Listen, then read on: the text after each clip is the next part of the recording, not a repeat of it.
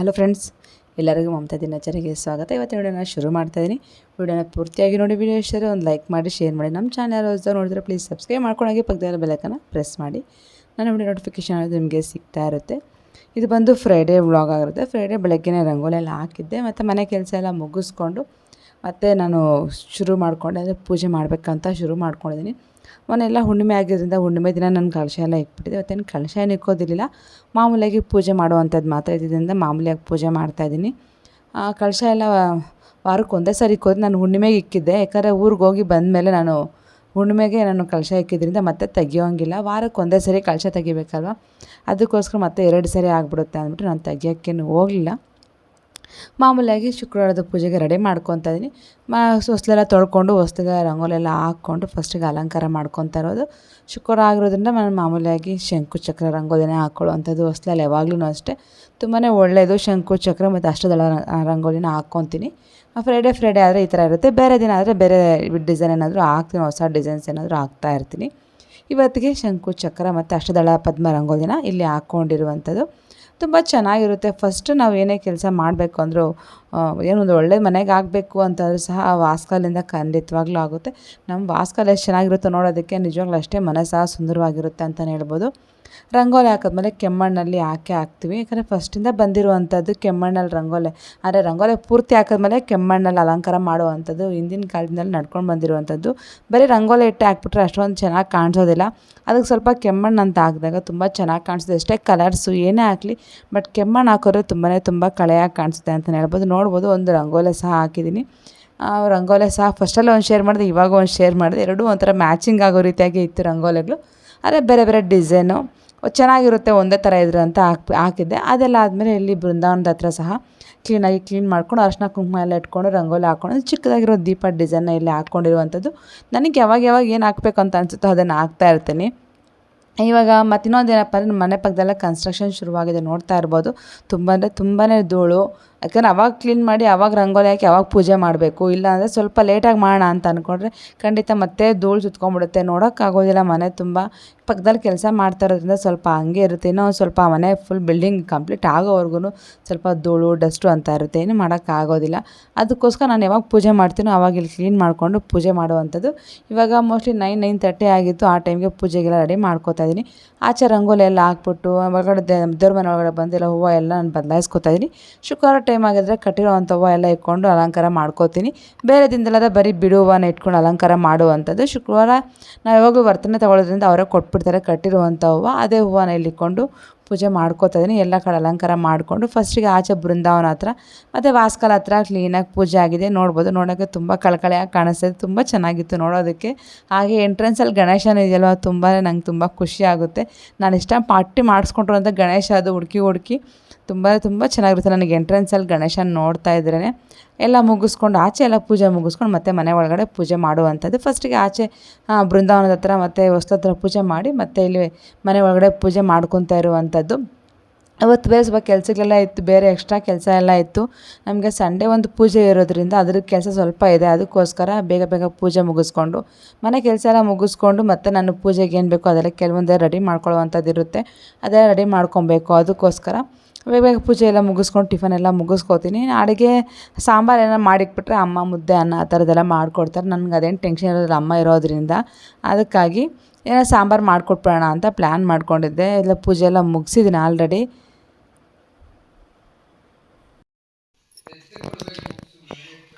ಅಮ್ಮ ಅವ್ನ ಕಾರ್ ಬಂದಿದೆ. ಅಮ್ಮ ಕಾರ್ ಅವ್ನು ಇವಾಗ ತಾನೆ ಅವ್ನ ಕಾರ್ ಬಂದಿದೆ. ತಾತ ಬುಕ್ಸ್ ಎತ್ಕೊಡ್ಬೇಕಂತ ಮೇಲೆ ಎಕ್ಕೊಂತಾನಂತೆಲ್ಲ.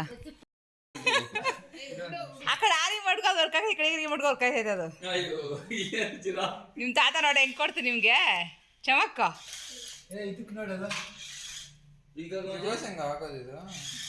ಅದನ್ನೇ ಇವಾಗ ಬಂದಿರೋದಮ್ಮ, ಪಾಪ ಸಿಕ್ಕಾಕೊಂಡ್ಬಿಡ್ತದು. ಬಂತು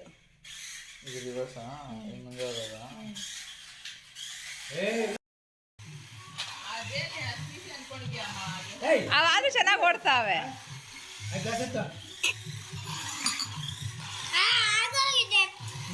ಹೇಳ್ಕಮ್ಮ ನಿನ್ನ ಕಡೆ ಚಿನ್ನ ಹಂಗೆ ಅದು ಒಂದೇ ರಿಮೋಟ್ಗೆ ಎಷ್ಟು ಚೆನ್ನಾಗಿ 2 ಓಡ್ತಾವೆ ನೋಡು.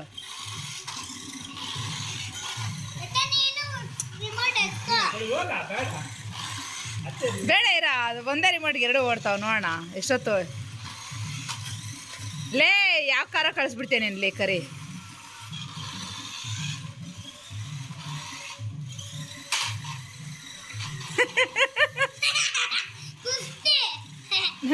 ಫೈಟಿಂಗ್ ಮಾಡ್ತಾವ ಎರಡೂ.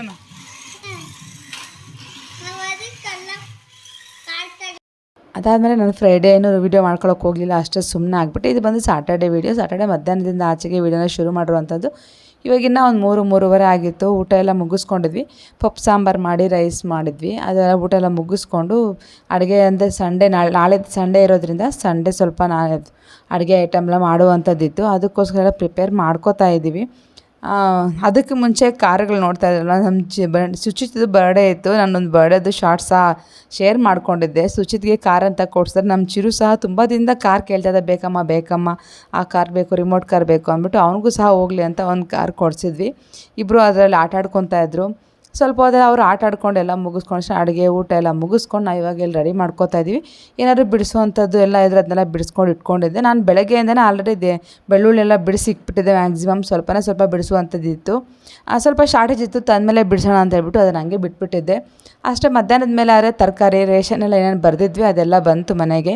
ಅವಾಗ ಏನೇನು ಬೇಕು ಏನೇನು ಬೇಡ ಅಂತಂದು ಚೆಕ್ ಮಾಡ್ಕೊಬೇಕಾಗಿತ್ತು. ಹಾಗೆ ಇಲ್ಲಿ ಫಸ್ಟಿಗೆ ಸೊಪ್ಪುಗಳೆಲ್ಲ ಬಿಡಿಸಿಟ್ಕೊಂಬಿಡೋಣ. ಮತ್ತು ಮಳೆ ಬೇರೆ ಬರೋ ಥರ ಇತ್ತು, ತುಂಬಾ ಮೋಡ ಮುಚ್ಕೊಂಡಿತ್ತು. ಮಳೆ ಬರೋ ಅಷ್ಟರಲ್ಲಿ ಬಿಡಿಸ್ಕೊಂಡು ಒಳಗಡೆ ಹೋಗೋಣ ಅಂತ ಹೇಳ್ಬಿಟ್ಟು, ಯಾಕಂದರೆ ಮನೆಯೆಲ್ಲ ಕ್ಲೀನ್ ಮಾಡಿಬಿಟ್ಟಿದ್ದೆ ನಾನು ಸಾಟರ್ಡೆ. ಮತ್ತೆ ಕ್ಲೀನ್ ಮಾಡಬೇಕು ಅಂದರೆ ಸ್ವಲ್ಪ ಕಷ್ಟ ಅಂತ ಅನಿಸುತ್ತೆ. ಅದಕ್ಕೆ ಇದೆಲ್ಲ ಬಿಡಿಸೋವಂಥದ್ದೆಲ್ಲ ಆಚೆ ಬಿಡಿಸ್ಕೊಂಬಿಟ್ರೆ ಒಳಗಡೆ ಸ್ವಲ್ಪ ನೀಟಾಗಿರುತ್ತೆ. ಇಲ್ಲಾಂದರೆ ಮನೆ ಪೂರ್ತಿಯಾಗಿ ಗಲೀಜಾಗುತ್ತೆ. ಮತ್ತೆ ಕ್ಲೀನಾಗಿ ಒಂದು ಸೈಡ್ ಗುಡಿಸ್ಬೇಕು ಒರೆಸ್ಬೇಕು ಅಂದರೆ ಸ್ವಲ್ಪ ರಿಸ್ಕ್ ಅಂತ ಅನಿಸುತ್ತೆ. ಅದಕ್ಕೋಸ್ಕರ ನಾನು ಒಂದು ಸರಿ ಕ್ಲೀನ್ ಮಾಡ್ಕೊಂಬಿಟ್ರೆ ಪದೇ ಕ್ಲೀನ್ ಮಾಡೋಕ್ಕೆ ಆಗೋದಿಲ್ಲ. ಚಿಕ್ಕ ಮನೆ ಆದರೆ ಪದೇ ಕ್ಲೀನ್ ಮಾಡ್ಕೊಬೋದು. ಮನೆ ಸ್ವಲ್ಪ ದೊಡ್ಡದಾಗಿದ್ದಾಗ ಪದೇ ಕ್ಲೀನ್ ಮಾಡೋಕ್ಕೆ ಸ್ವಲ್ಪ ಕಷ್ಟ ಅಂತ ಅನಿಸುತ್ತಲ್ವ. ಆದ್ದರಿಂದ ಇಲ್ಲೆಲ್ಲ ಕುತ್ಕೊಂಡು ನಾವು ಕೊತ್ತಂಬರಿ ಸೊಪ್ಪು, ಪುದೀನ, ಹಸಿಮೆಣ್ಸಿನ್ಕಾಯಿ, ಕರಿಬೇವಿನ ಸೊಪ್ಪು ಎಲ್ಲನೂ ಬಿಡಿಸ್ಕೊತಾ ಇದ್ವಿ. ನಮ್ಮ ರೇಹಾ, ಚಿರು ಎಲ್ಲ ಹೆಲ್ಪ್ ಮಾಡ್ತಾಯಿದ್ರು ಬಿಡಿಸೋದಕ್ಕೆ. ಮತ್ತು ಅಪ್ಪ ಎಲ್ಲ ಎತ್ಕೊಂಡು ತೆಂಗಿನಕಾಯ್ದೆಲ್ಲ ನಾರು ತೆಗೆದು ಅದೆಲ್ಲ ತೆಂಗಿನಕಾಯಿ ಎಲ್ಲ ಒಡೆದು, ಯಾವಾಗಲೂ ಅಷ್ಟು ಅಪ್ಪ ಇದ್ದರೆ ಅಪ್ಪನೇ ತುಂಬ ತೆಂಗಿನಕಾಯಿ ನಾರೆಲ್ಲ ಒಡೆದು ತೆಂಗಿನಕಾಯಿ ಎಲ್ಲ ಒಡೆದು ಕೊಡ್ತಾರೆ. ಅದೆಲ್ಲ ಹೊಡಿತಾಯಿದ್ರು ಚಿರು ಅಪ್ಪ ಸೇರಿಕೊಂಡು. ಇವನಿಗೇನೋ ಚುಚ್ಚಿತಿಗೆ ಆಚೆ ಮಕ್ಕಳೆಲ್ಲ ಆಡ್ತಾಯಿದ್ರು. ಹೋಗಬೇಕು ಅಂತ ಆಸೆ ಆದರೆ ಹೋಗೋಕ್ಕೆ ಭಯ ಬಿದ್ದು ಅಲ್ಲೇ ನಮ್ಮ ಮುಂದೆ ಆಟ ಆಡ್ಕೊಂಡಿದ್ದ. ಮತ್ತು ನಾಳೆಗೆ ಏನೇನು ಬೇಕೋ ಅದನ್ನೆಲ್ಲ ರೆಡಿ ಮಾಡಿಕ್ಕಿದ್ದೀವಿ. ನೋಡ್ತಾ ಇರೋದು ಸಿಲಿಂಡ್ರ್ ಆಗ್ಬೋದು, ಜಮ್ಖಾನ, ಟಾರ್ಪಲ್ ಇಂಥದ್ದೆಲ್ಲ ನಾಳೆ ಎತ್ಕೊಂಡು ಹೋಗಬೇಕು. ಅದಕ್ಕೋಸ್ಕರ ಯಾವ್ಯಾವ್ದು ನೆನಪು ಬರುತ್ತೋ ಅದನ್ನೆಲ್ಲ ತೆಗೆದು ಆ ಜಾಗದಲ್ಲಿ ಇಕ್ತಾಯಿದ್ವಿ. ಮತ್ತು ಹೋಗೋ ಟೈಮಲ್ಲಿ ಗಡಿಬಿಡಿಯಾಗಿ ಮರ್ತೋಗ್ಬಾರ್ದು. ನಾಳೆ ಬೇರೆ ಬೆಳಗ್ಗೆನೇ ಹೊರಡೋದ್ರಿಂದ ಇದೆಲ್ಲ ಎತ್ಕೊಂಡು ಹೋಗೋಕ್ಕೆ ಕಷ್ಟ ಆಗುತ್ತೆ. ಇವಾಗಲೇ ಎತ್ತಿಕ್ಬಿಟ್ರೆ ಬೆಳಗ್ಗೆ ಈಸಿ ಆಗುತ್ತೆ ಅಂತ ಹೇಳ್ಬಿಟ್ಟು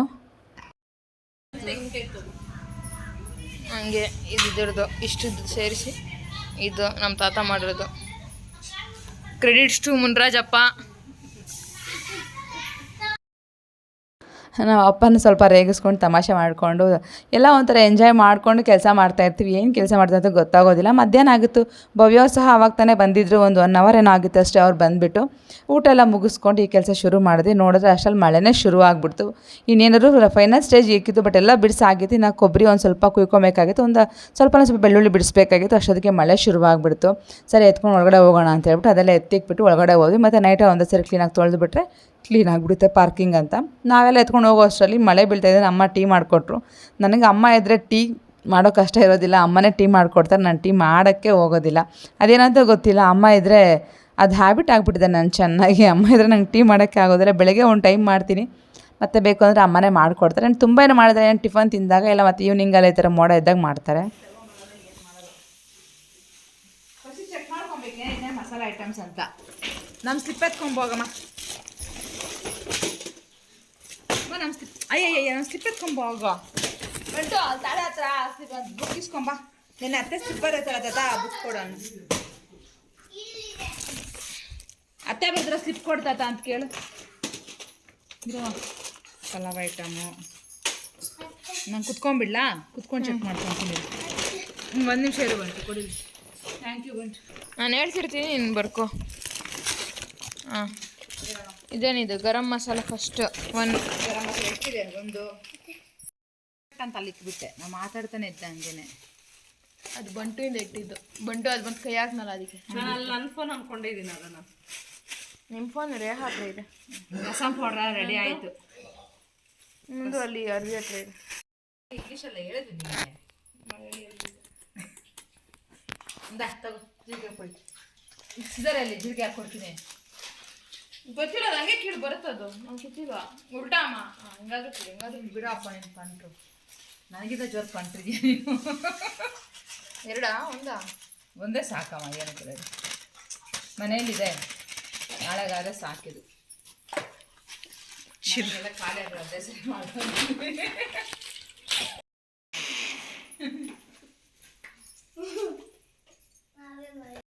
ಸ್ವಲ್ಪ ಆಗಿಲ್ಲ ಅದು. ಸ್ವಲ್ಪ ಪುಡಿ ಮಾಡಮ್ಮ. ಧನಿಯಾ ಪುಡಿ ಮಟ್ಟ ನಿನಗಿಂತ ಪೇಷನ್ಸು. ಹಾಂ ಹಾಂ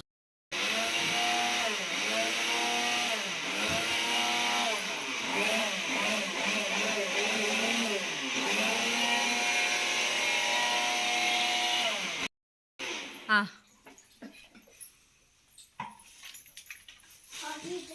ಇನ್ಮೇಲಿದ್ದೆ ಹೊಟ್ಟೆ ಬಂದು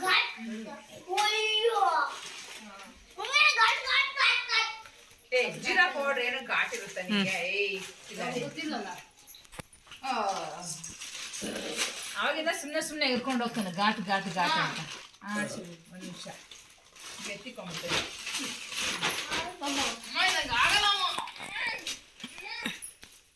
ಸ್ಮೆಲ್ ಆಗಲ್ಲ, ಹಾಗಾದ್ರೆ ಜೀರಾ ಸ್ಮೆಲ್ ಆಗಲ್ಲ, ಜೀರಾನೇ ಆಗಲ್ಲ ಹೋಗೋದು, ಏನೋ ಗೊತ್ತಿಲ್ಲ ನಮಗೆ. ಆತು ಬರೀ ಜೀರಾ ತಿನ್ಬೇಕು ಅಂತ ಏನ್ ಮಾಡ್ತೀಯ ಚಿರು ನೀನು? ಹಂಗಲ್ಲ ಅದೇ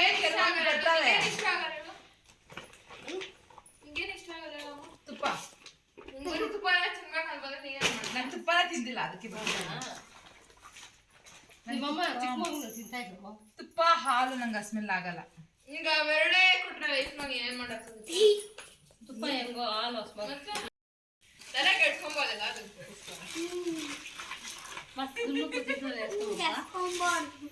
ಹಿಂಗ್ ಬಂದಾಗ ನೋಡೋಣ.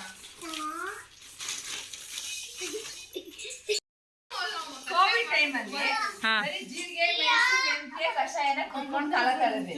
ಮತ್ತೆ ಅದ್ರ ಸ್ಟೇಷನ್ ಬಂದ್ರೆ ಏನ್ ಮಾಡ್ತೀಯ? ಕುಡಿಲೇಬೇಕು. ಹಂಗೆಲ್ಲ ಹೇಳಕ್ಕೆ ಆಗಲ್ಲ, ಟೈಮ್ ಬರಲ್ಲ, ಟೈಮ್ ಆಗಲ್ಲ ಅಂತ ಚಾನ್ಸೇ ಇಲ್ಲ.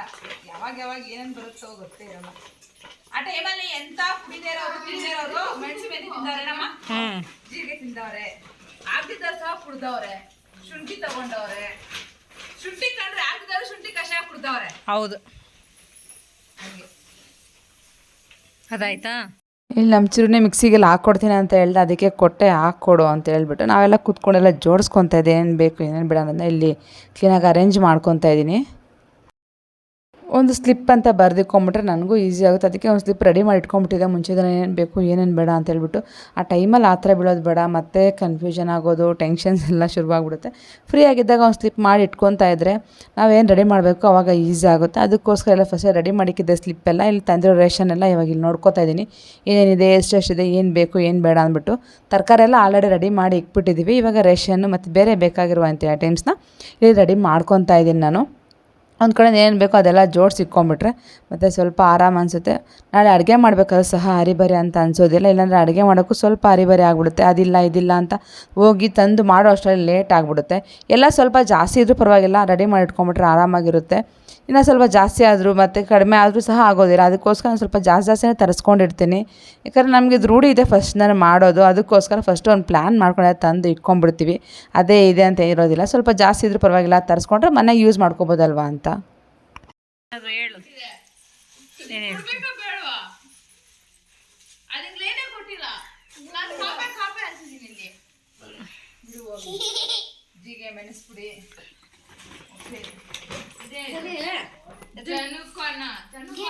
ಜಮ್ಖಾನ ಅಪ್ಪ ಕರೆಕ್ಟಾಗಿ ಓದಿಲ್ಲ ಅಂದ್ರೆ ಅವ್ನು ನನಗೆ ಹೇಳ ತೋರಿಸ್ಕೊ ನಮ್ಮ ಅಪ್ಪನಿಗೆ. ನಮ್ಮ ಪಿತೃವಲ್ಲಿ ಅವ್ರು ತೋರಿಸು, ನಮ್ಮ ಅಪ್ಪ ಹೇಳುತ್ತೆ ಕರೆಕ್ಟಾಗಿ ನಾನೇನು ಬರ್ದಿದ್ದೀನಿ ಅಂತ. ಪ್ಯಾಕಿಂಗ್ ಪ್ಯಾಕಿಂಗ್ ಪ್ಯಾಕಿಂಗ್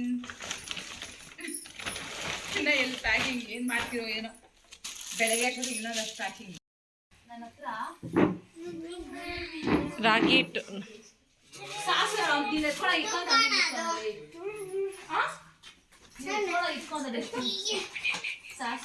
ಎತ್ತು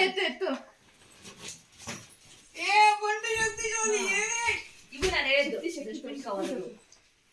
ಇದು ಬೇಡ ಬೇಡ ಕೊಡಮ್ಮ, ಇವು ಇವಿ ಕೊಡೋಣ ದೊಡ್ಡ ದೊಡ್ಡವ. ಅವು ದೊಡ್ಡದಾಗಿರ್ತಾವಲ್ಲ ಇವ್ರು ಅಡುಗೆ ಅವ್ರು ಉಪಯೋಗಿಸ್ತಾ ಇದ್ರಲ್ಲ ಭವ್ಯ.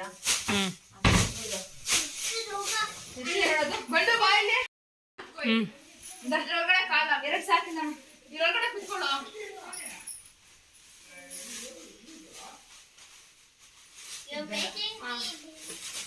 ಸರಿಯಾಗಿ ನಿಂತ್ಕೋ.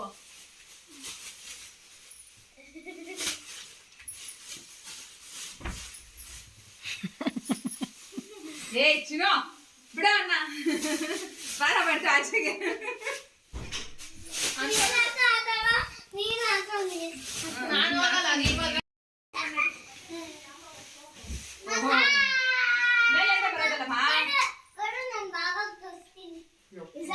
ಚೆನ್ನಾಗಿತ್ತಲ್ಲ ಮಳೆ. ನಾನೇ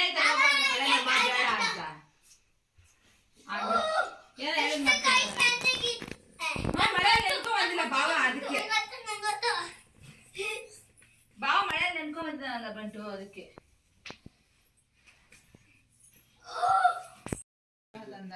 ಥ್ಯಾಂಕ್ಸ್ ಅಮ್ಮ. ಆಯ್ತು ನೋಡು.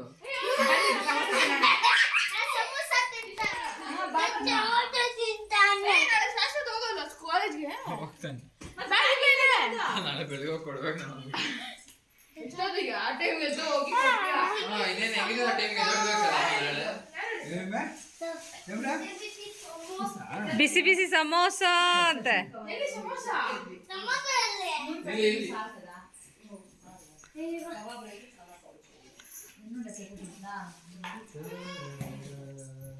ಐದು ಪ್ಯಾಕೆಟ್ ಉಂಟೆ ಸಾರ